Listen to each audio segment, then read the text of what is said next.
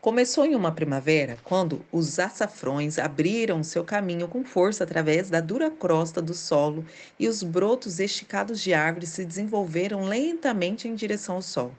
Ao meu redor, o mundo estava despertando, mas o calor da nova estação nunca atingiu a minha alma. Embora eu ainda amasse a Deus, ele parecia distante e preocupado com outras pessoas e não comigo. Suponho que essa foi a minha primeira crise espiritual de verdade.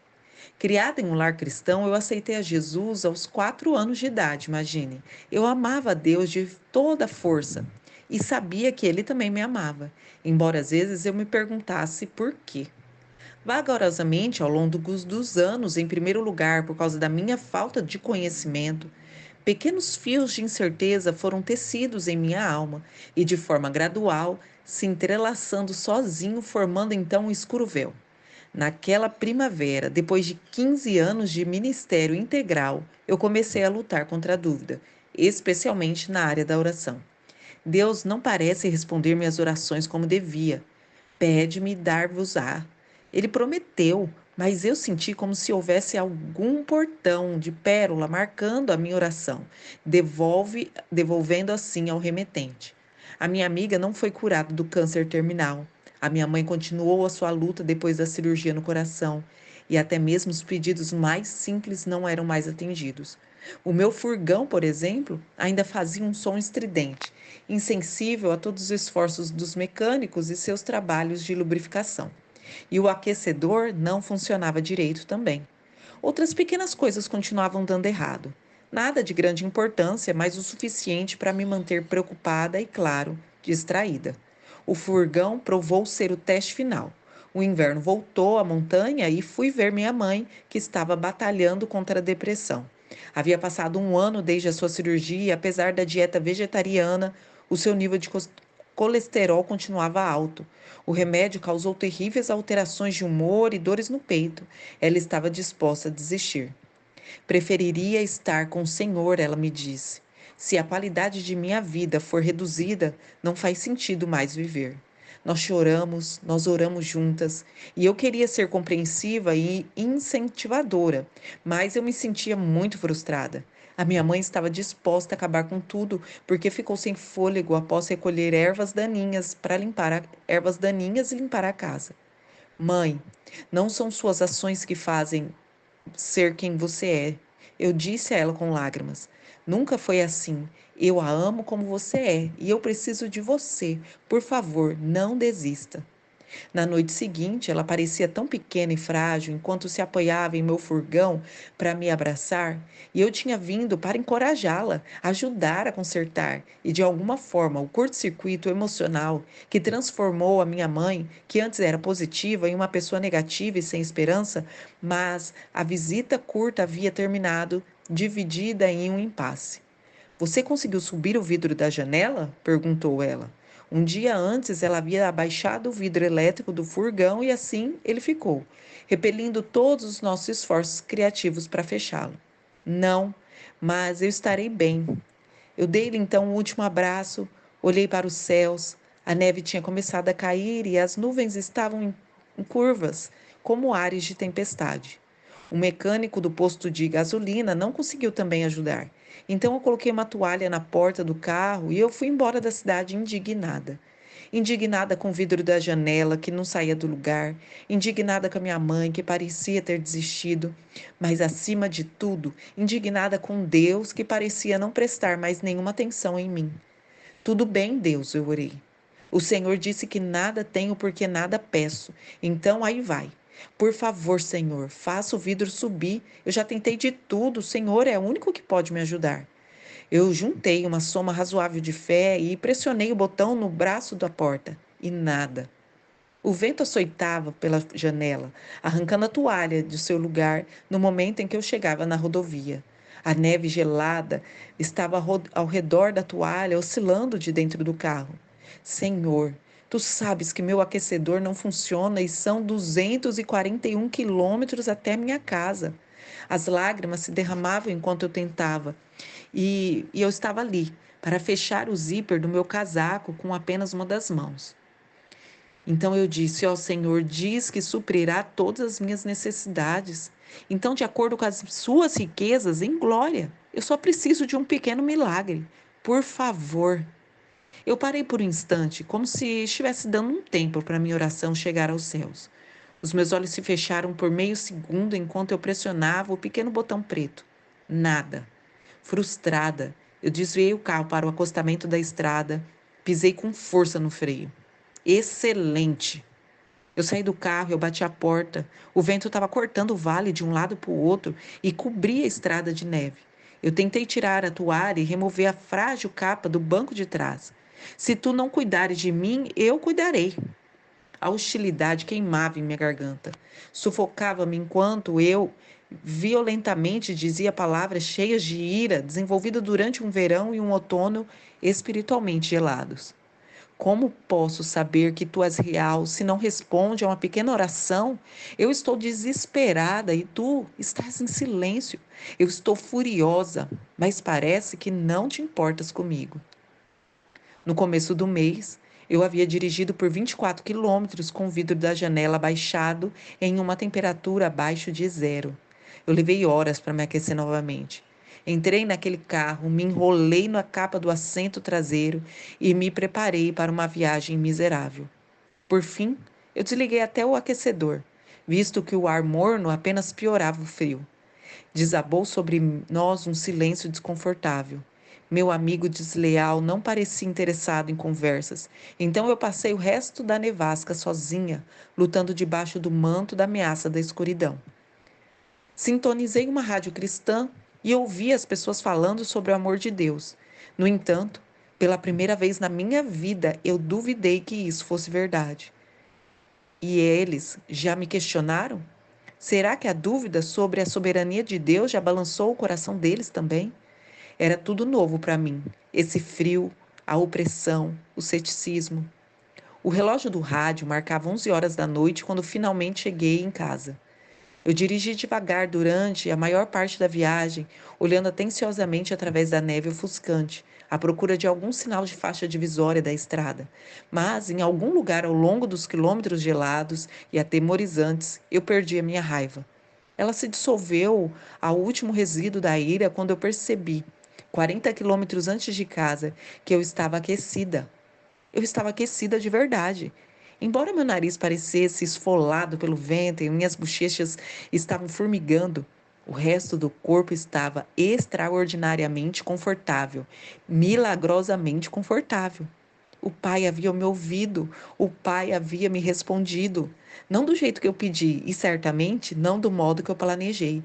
Ele não levantou o vidro, mas ele me agasalhou com seus braços. Eu comecei a chorar de novo. Mas dessa vez não eram lágrimas de uma filha exigente, irada, mas daquela que recebeu a devida repreensão. Então, confie em mim, minha filha. Eu sei o que é melhor para você. Ouça Deus te falando isso hoje e que Ele te abençoe. Duvidando da bondade de Deus. Eu gostaria de saber como o pai se sente quando nós pensamos o pior ao seu respeito em vez do melhor. Será que o coração de Deus fica ferido como o meu quando nós questionamos o seu amor? Você não me ama, me disse meu filho de 13 anos, com o mesmo beicinho daquela tarde sem pizza muitos anos atrás. Ele estava me provocando, mais ou menos, e disse isso com um sorriso irônico, mas ainda assim querendo me ferir, e ele conseguiu. O que você quer dizer? Eu quis gritar. Eu te visto, eu te alimento, eu cuido para que você tenha os acessórios para jogar o seu futebol. Eu tenho um zíper horrível e eterno em minha barriga, onde o médico me cortou para que você pudesse viver, seu filho ingrato. E agora eu não te amo? Mas nada disso tinha valor nenhum naquele momento. Eu havia lhe dito que ele não poderia ficar acordado e assistir os finais do campeonato de futebol naquela noite, porque ele teria aula no outro dia e, de repente, todo o meu amor havia acabado. Não é preciso uma tragédia para duvidar do amor de Deus. A dúvida vai crescendo devagarzinho, tão traiçoeira quanto é perigosa. Acontece quando o nosso desejo não se realiza, quando nossas necessidades são ignoradas ou Ou ainda, quando nós, à semelhança de Marta, estamos presas fazendo o trabalho sujo enquanto todos se divertem. Ora, a dúvida em si mesmo não é pecado. É simplesmente um pensamento, um sentimento que surge quase de forma involuntária. Mas quando permitimos que se aloje em nosso coração por algum tempo, um tempo suficiente, que se prenda como uma semente de um morango em nossos dentes, aquela pequena dúvida pode se tornar um grande problema. Uma dúvida não esclarecida pode se transformar em incredulidade. E descrença, minha amiga, não é apenas pecado, mas também é um sério problema. Quando não cremos mais na bondade de Deus, quando não confiamos mais em seu zelo, nós acabamos nos esquivando de todo o amor de que precisamos para viver. A incredulidade derrubou Judas. Ele se recusou a confiar no tempo de Deus. A incredulidade endureceu o coração de Saul, e os seus olhos se fecharam para a retidão dos caminhos de Deus. A incredulidade manteve os israelitas no deserto 40 anos, porque eles questionaram a capacidade de Deus em guiá-los. É também a incredulidade que fez com que a porta da escuridão do mundo se abrisse e no jardim do Éden, que devia ter sido maravilhoso. Pense bem, não havia casas para limpar, nem refeições para preparar, roupas para passar. Eva desfrutou deste mundo perfeito, com um marido deslumbrante, o paraíso como uma sala de estar. Deus como um companheiro, mas de alguma forma, em meio a todas essas bênçãos, o admirável tornou-se mundano e o extraordinário veio a ser cansativo. Então a sensação incômoda de descontentamento compeliu a Eva a vaguear em direção à única coisa que Deus havia negado, em direção da árvore da ciência do bem e do mal. E quanto a nós mulheres que criamos uma necessidade desesperada em nós de sempre saber, de sempre compreender, desejamos um roteiro para as nossas vidas. E quando Deus não produz de imediato, nós sentamos para escrever o nosso próprio roteiro. Eu preciso saber, dizemos a nós mesmas. Não, responde Deus suavemente. Você precisa confiar. Mas, assim como a primeira mulher, nós não damos importância à sua terna voz e nos dirigimos à árvore. Não à árvore sacrificial da cruz, mas à beleza altível e elevada chamada conhecimento, entre aspas. Porque afinal, conhecimento é poder. E é pelo poder que secretamente nós suspiramos. Eu creio que o erro final da Eva começou com um pensamento minúsculo, um pequeno e ardente receio de que, em algum modo, de algum lugar, ela estava perdendo algo e que Deus não se interessava tanto assim por ela. O que havia de errado em algo tão encantador e desejável como aquele fruto? Por que ele era proibido? Talvez um ressentimento oculto tenha atingido seu espírito. Adão tinha que dar nomes aos animais, enquanto ela tinha que colher os mamãos e as frutas. Qualquer que tenha sido o motivo, eu não sei. Uma minúscula irritação, e isso a compeliu a querer mais. Satanás estava pronto e à espera, querendo lhe dar mais do que ela já havia. E ele encheu a sua mente de perguntas. É assim que Deus disse? Satanás a encorajou a duvidar da palavra e da bondade de Deus, até a pergunta incessante finalmente destruir a sua fé e o seu amor a Deus. E a humanidade tem questionado esse amor desde então, fazendo perguntas. Senhor, não te importas? Assim como Marta, temos nossas perguntas. Como ela, também temos nossas dúvidas. E eu alegro-me em saber que Deus não é intimidado diante das nossas dúvidas, perguntas, temores e até mesmo das nossas frustrações. O que ele deseja é que nós confiemos em seu amor suficientemente, de modo que lhe diz, modo a lhe dizer o que estamos pensando, sentindo. Davi confiou assim. Ele é maravilhoso. Ele é um exemplo com um coração sincero e aberto diante de Deus. Um garoto, um pastor que se tornou rei, derramou as suas queixas perante Deus ao longo dos Salmos. Em Salmo 62:8, ele nos convida a fazer o mesmo. Confia nele, ó povo, em todos os tempos. Derramai perante ele o vosso coração. Deus é o nosso refúgio. A nossa amiga Marta estava no caminho certo aquele dia, em Betânia. Em vez de permitir que as suas dúvidas aumentassem, ela pegou as suas preocupações e temores e os declarou a Jesus. Embora sua aproximação abrasiva e arrepiante não seja um grande exemplo, há ainda muitas lições importantes que nós podemos aprender do seu corajoso encontro com Jesus. Primeiro, nós podemos aprender que a Jesus as nossas necessidades a qualquer hora podem ser levadas. Pede e dar-se-vos-á. Jesus disse em Mateus 7,7. No grego, essa palavra usada pedir significa continuar pedindo. Não conseguimos esgotar a paciência de Jesus. Ele nunca está tão ocupado que não possa ouvir o clamor dos nossos corações. Então, Marta tirou vantagem dessa possibilidade, dessa disponibilidade, mesmo em meio à sua agitação e às suas preocupações da recepção. Em segundo lugar, Jesus realmente se preocupa com as nossas inquietações. Nós lançamos sobre ele toda a nossa ansiedade, assim como diz em 1 Pedro 5,7, porque ele tem cuidado de vós. Jesus não desprezou as inquietações de Marta. Ele não ficou zangado com ela, ao contrário. Ele falou com infinita suavidade e ternura, reconhecendo a dor por trás das suas palavras. Finalmente, Jesus nos ama o suficiente para nos confrontar quando a nossa atitude estiver errada. Então disse o Senhor: Eu repreendo e castigo a todos quanto amo, em Apocalipse 3,19. E foi isso que Jesus fez com Marta. E ele compreendeu a dor da Marta, mas isso não o impediu de dizer o que ele precisava e o que ela precisava ouvir. E Marta, para o seu bem, ouviu. Com muita frequência, eu penso que nós seguramos nossas dúvidas e confusões até que as perguntas explodam. E aí elas explodem em acusação.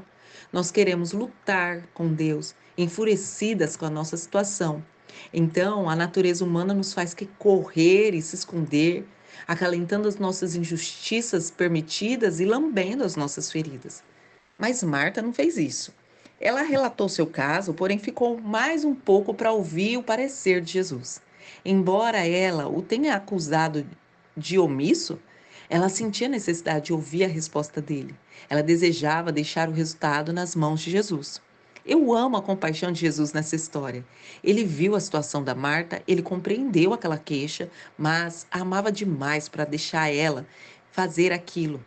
Em vez disso, Jesus lhe deu o que ela precisava, um convite para se aproximar dele.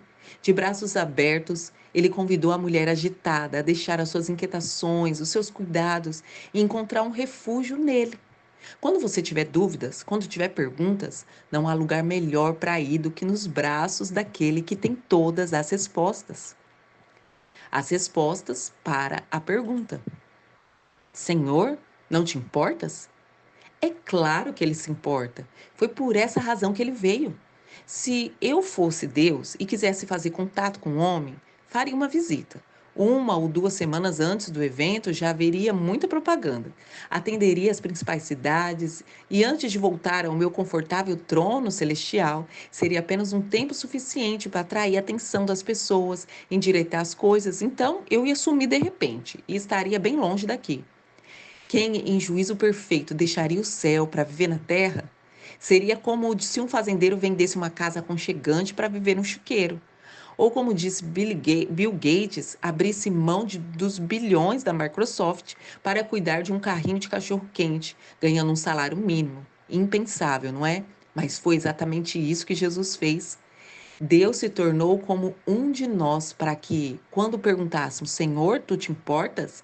Nós não tenhamos dúvida que ele se importa. Em vez de dar um telefonema ou fazer uma visita extraterrestre, ele escolheu viver entre nós e, mediante a encarnação de Jesus na Terra, Deus entrou no mundo pela mesma porta que entramos. Então, ele ficou mais um pouco, até nós permitimos que, através da sua morte, Jesus passasse pela mesma saída dolorosa, porque passaremos. Se ele se importa, é melhor você acreditar nisso. É melhor você acreditar enquanto você guarda essa pergunta, nunca vai passar da dúvida para uma certeza. Você estará sempre diante do fruto brilhante do sussurro da tentação, que é de solucionar as dúvidas por você mesma. O fato é que, enquanto não cessamos de duvidar da bondade de Deus, não poderemos experimentar o seu amor. Marta revelou seu temor secreto em alto e bom som. E nós também podemos. Mas assim como a Marta, nós devemos ficar um pouco mais para ouvir a doce e certeira voz de Jesus. Não espere grandes explicações ou desculpas, afinal, Deus é Deus. Se o reto Jó não conseguiu forçar a Deus a lhe dar explicações, então nós não devemos esperar a compreensão dos seus mistérios e dos seus caminhos. Mas descanse na certeza de que Deus vai responder. Ele almeja revelar o seu amor a você, porém você não vai encontrá-lo lutando contra ele. Não o encontrará se for cambaleando até a sua presença e exigir um tratamento justo, mas vai achar quando você sentar aos pés dele e se lembrar quem ele é. Ele é Emmanuel, ele é Deus conosco. Ele sabe que a jornada é difícil, ele sabe que a vida é raramente justa. Jesus combateu os mesmos ventos de distração, de desânimo, de dúvida que nós deixamos quando não queremos conhecer o amor de Deus, mas como Pai. Ele deseja nos envolver em seus braços. Ele deseja trocar os finos cobertores da nossa autossuficiência para a sua suficiência integral. O Senhor Jesus nos convida a lançar as suas dúvidas, os seus medos e as suas ansiedades sobre Ele e descobrir o quanto Ele se importa. Confie em mim, minha filha, Ele está sussurrando. Eu sei o que é melhor para você. Que Deus te abençoe.